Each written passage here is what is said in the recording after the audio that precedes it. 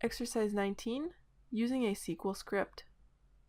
In this exercise, you'll create a new SmartList based on a SQL script that is added in SmartList Builder to pull the data from a SQL table or view. To begin, open SmartList Builder.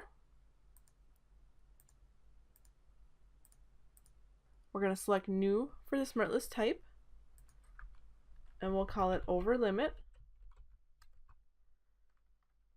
And our name is going to be Customers Over Limit.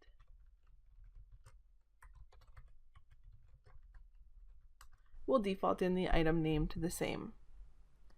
We'll select Microsoft Dynamics GP as the product and Sales as the series.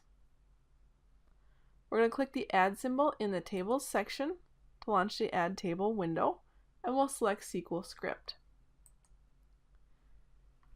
Here we're going to type the script of select star from SLB customers where cust balance is greater than credit limit amount.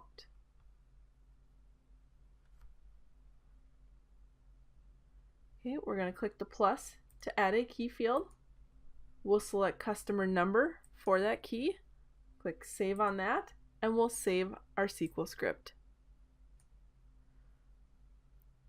Now we're going to check the default box for the customer number, the customer name,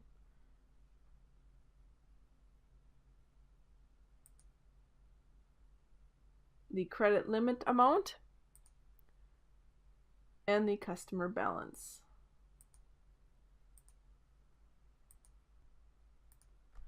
We're going to change the display name for those fields. We're going to change customer number to be spelled out customer number. We'll do the same for customer name.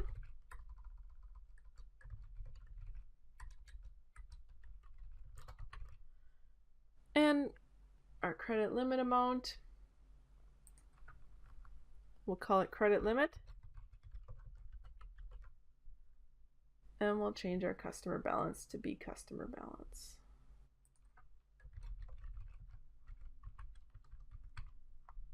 We're going to click the calculations button to add a new calculation. We'll click the add button to add one. We're going to give it the field name of action, and we're going to set it to be a string.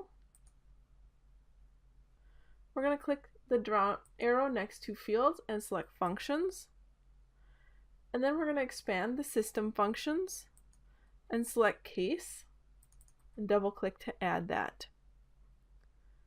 We're going to remove the input expression. We don't need that. Now we're going to click the drop down arrow and change it back to fields so we can get our field list. And then we're going to expand SQL script.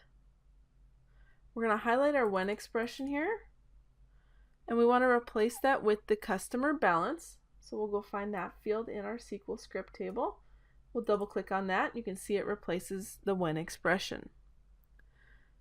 Now I need to go back to the functions and select the subtract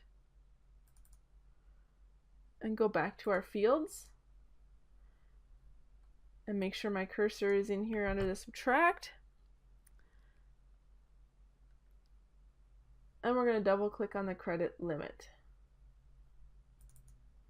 So when the customer balance minus the credit limit, then we're just going to type in here is greater than 10,000. Then we want to have it tell me to place on hold.